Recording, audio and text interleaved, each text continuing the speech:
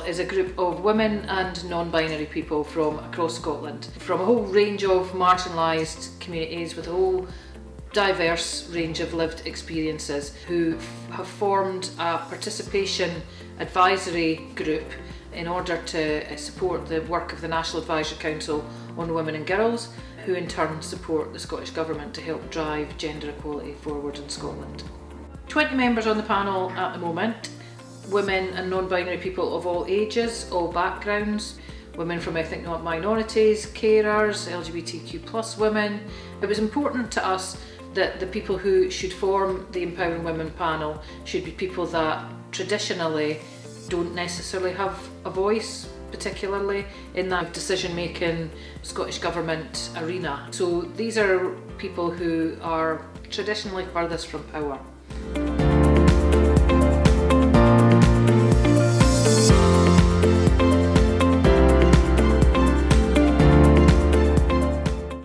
So I think just being able to come and participate, it just feels that I'm able to do something and that we can do something together to make a difference, even if it's a tiny bit. So it gives me a lot more hope. It gives me a sense of community. It gives me some level of control in a weird way, I would say. Like, I can do something. I'm not as helpless. Scotland is a multicultural and diverse nation, but often when decisions are made, they are made for the few as opposed to the many, and there are traditionally groups of people who are often missed out in those kind of decision-making arenas. So we know that women and girls face a whole range of inequalities as compared to men and boys. We know that gender-based violence is still an issue across Scotland, and we know that particularly women and girls from marginalised communities face even more inequalities. So the National Advisory Council was really set up. It's a group of independent women from across Scotland, from many different disciplines and with many different areas of expertise, was set up to help hold the Scottish Government to account in relation to its actions around gender equality. But the National Advisory Council recognised that they were themselves women who held a certain amount of power, and they probably weren't necessarily at the kind of coalface of the inequalities that were being felt across Scotland, and so they really wanted to make sure that their work had the input of women and girls with lived experience of a whole range of different issues to help them really make sure that the work that they're doing makes a difference to real women and girls on the ground, and particularly women and girls who are facing the most inequalities. There will be ways where women and girls are specifically affected, and in particular women and girls from marginalised backgrounds who quite often these views, these perspectives are not brought to the table, they're not fully considered. So that's what the role of the council is for, is to change that status quo, to redistribute that power.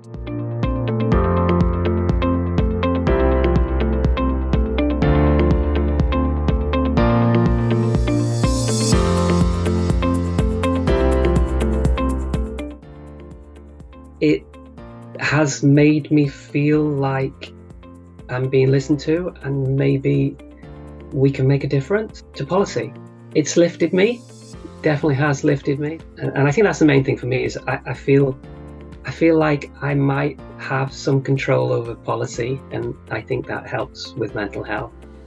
Sleeping Giants is a women-led capacity building social enterprise, and we have a particular interest in equality, diversity and inclusion, and in making sure that people have a voice from communities, particularly marginalised communities from across Scotland. So it was a real passion project for us to get involved in the Empowering Women panel.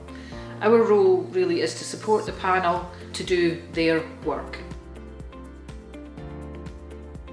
The focus of the work of the panel over the last year has been the cost of living crisis, in line with the work of the National Advisory Council.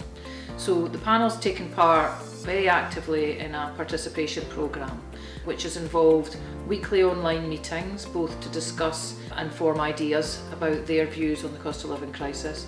It's also involved training sessions on a wide range of topics to help build the confidence, knowledge and capacity of the panel to be able to participate effectively. And we've also had to think about how we build the panel as a group. So there's been opportunities to do that through things like online virtual coffees, where the panel have been able to share their own lived experience with each other and to know each other a little bit better.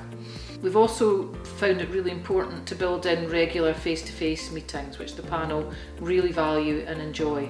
We've also done a peer research project gathering the views of a wider group of women and girls around the cost of living crisis, and we've taken part in other more engaging opportunities such as arts workshops to be able to enable the panel to express themselves in slightly more creative ways.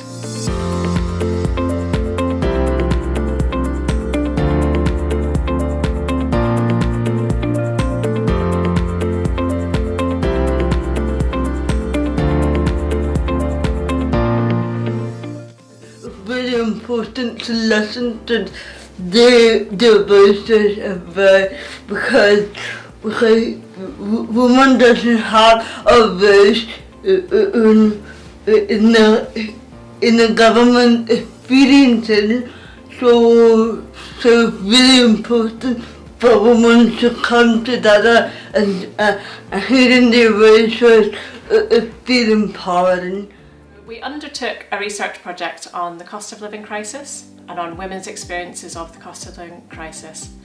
We wanted to find out about what ordinary women were experiencing, and we wanted the panel to be really heavily involved in this and for them to be co-producers of that project, involved as equals with the Sleeping Giants team. We used peer research methods for this, and the advantages of this are that it can be a more natural conversation between two people that are friends or colleagues or neighbours, and it also means that people who might not have otherwise been reached can actually have their voice heard and be part of the research.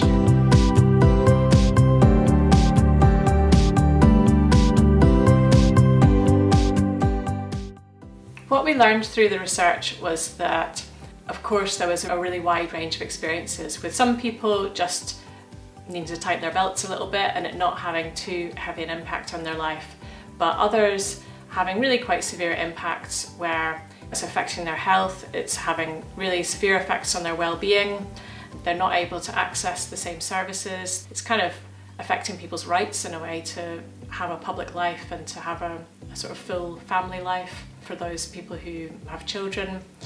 The intersectional aspect of it was really important too. We wanted to know about not sort of women's experiences as a homogenous group, but how is it affecting women of colour, how is it affecting women who have chronic illnesses, all these different aspects that once you add up these different attributes, suddenly having a much lower income can affect you in lots of different ways. We really hope that policymakers and anyone with any influence on policy or on public sector delivery or on charities can use this research to get a much more tangible sense of how people are coping through the cost of living crisis. We hope that it can help them understand what different policies are helping people and what policies would help address all these inequalities. It's been wonderful because I've got to meet such a diversity of different women and learned about so many different opinions and things that I had never been open to before. Where I stay, it's not a very diverse area. Some of the charities I've been involved in have been more diverse, so I've got to learn different things, so that's opened up such experiences. Redistribution of power has been a really important factor in our thinking around supporting the Empowering Women panel. Obviously we want to make sure that as much power as possible is devolved into the hands of the panel themselves, with the understanding that the National Advisory Council and the Scottish Government will have their own unique role, but we want to make sure that we're supporting women who traditionally have no power to feel as empowered as they possibly can through this experience.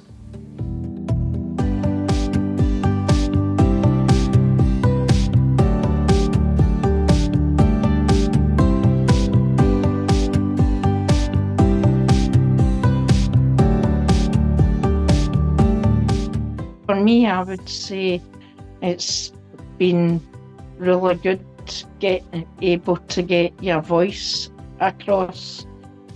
Like this, for instance, when you get to the stage, you need to speak out, but you don't know and what ways to do it. This is one of the ways that you can all come together as one big group and get your voices out there and hopefully get them listened to as well.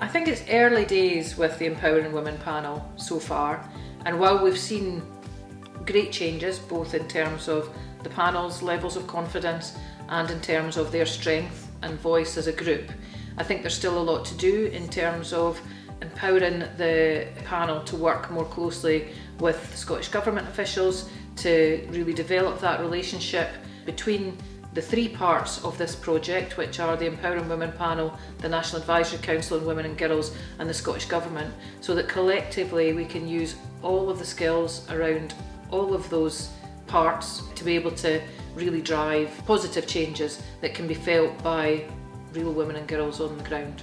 It's wonderful that you've got a group of women that are willing to share their lived experience, because I feel that is so much more powerful, because you're talking from a place of genuine knowledge, and nobody is an expert in your life. You are the one that knows all the details and knows how it affects you.